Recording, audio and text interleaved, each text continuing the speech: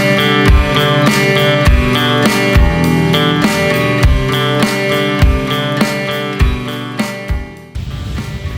Sobat Berprestasi, aku Indri Istiani, mahasiswa dari Universitas Islam Negeri Raden Masaid Surakarta, Fakultas Adab dan Bahasa, Program Studi Tadris Bahasa Indonesia.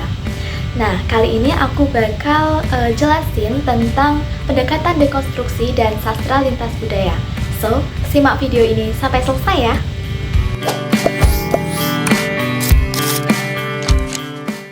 Oke, langsung aja aku bakal menjelaskan materi tentang pendekatan dekonstruksi dan sastra lintas budaya.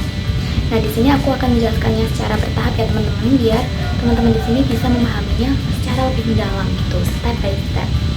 Nah, langsung aja, pertama aku akan menjelaskan terkait definisi pendekatan dekonstruksi dulu. Jadi biasanya kalau teman-teman browsing di internet tentang pendekatan dekonstruksi, pasti teman-teman bakal menemui sosok yang bernama Jacques Derrida, ya nggak? Nah, Jacques Derrida ini itu sering muncul karena ia dianggap sebagai pelopor utama, atau dalam tanda kutip, ia itu dianggap sebagai bapaknya teori ini.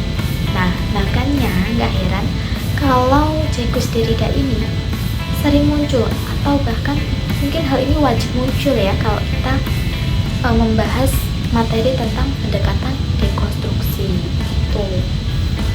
Nah, sedangkan definisi dari pendekatan dekonstruksi itu tadi sendiri adalah cara memaknai teks dalam karya sastra dengan tidak mengartikannya dalam satu makna tunggal, tetapi bisa mengartikannya lebih dari satu artian. Tapi ingat, harus ada hal yang melatar belakanginya, enggak semena-mena gitu lah, nggak sembarangan gitu. Nah, selanjutnya aku akan jelaskan dari definisi sastra lintas budaya. Jadi, sastra lintas budaya itu adalah pendekatan yang melihat teks dalam karya sastra itu hasil dari pertemuan berbagai budaya. Nah, dari berbagai budaya itu tadi tentunya memicu cara kita berpikir, bahasa yang kita gunakan, nilai budaya, sehingga memengaruhi cara kita memaknai teks gitu. Nah, udah nih ya definisi dari pendekatan dekonstruksi dan sastra lintas budaya. Teman-teman pasti di sini bertanya-tanya, jadi dari kedua hal tersebut apakah ada keterkaitannya dan kok dibahasnya bareng-bareng, nggak sendiri-sendiri gitu ya? Jawabannya yes teman-teman. Kedua pendekatan ini saling melengkapi dan memiliki keterkaitan. Mengapa demikian? Karena kedua pendekatan ini memaknai teks dalam karya sastra itu lebih dari satu artian, yang dimana pendekatan dekonstruksi itu memberi cara membaca pendekatan makna secara lebih terbuka, sedangkan sastra lintas budaya itu menyediakan contoh nyata tentang bagaimana budaya saling bertemu, memengaruhi, dan bercampur gitu. Nah, udah ya keterkaitan dan juga definisi. Sekarang tujuan. Nah, tujuan dari pendekatan dekonstruksi dan sastra budaya dan sastra lintas budaya yang pertama itu membongkar makna teks yang terlihat pasti atau terlihat mutlak. Nah, contohnya itu biar gampang, ini mendengarkan musik adalah cara menenangkan diri. Kalau kita memaknainya dalam satu artian, kita bakal setuju aja tentang ujaran tersebut. Tapi kalau kita menggunakan sudut pandang lain, kayak itu kan kalau buat mayoritas orang kan terlihat oke lah, setuju lah, kayaknya paten deh gitu.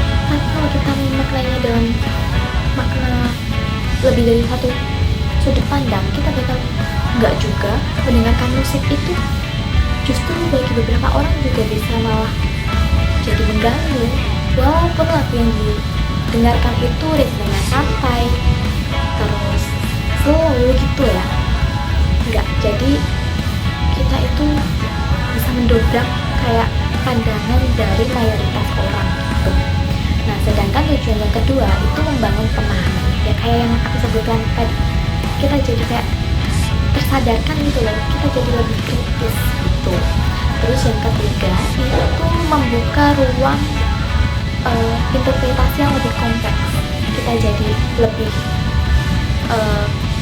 bisa memaknainya dengan lebih dari satu artian. Kita diberi ruang untuk menginterpretasikannya lebih dari satu makna, jadi kita bisa menyuarakan gitu loh, bisa memberitahukan ke semua orang bahwa makna teks itu nggak cuma hal itu, tapi ada makna lain. Nah gitu.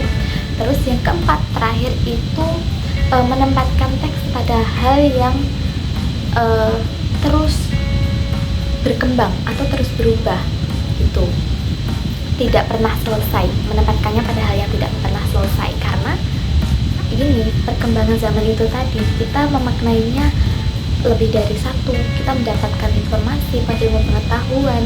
Nah, ilmu pengetahuan itu tadi melatar belakangi kita bisa memaknainya lebih dari satu sudut pandang gitu.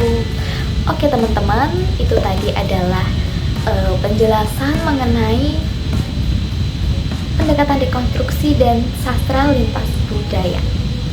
Semoga informasi yang aku sampaikan tentang pendekatan dekonstruksi dan sastra lintas budaya ini dapat meningkatkan pemahaman teman-teman semuanya. Aku Indri Istiani, izin pamit undur diri. Salam prestasi, sampai jumpa.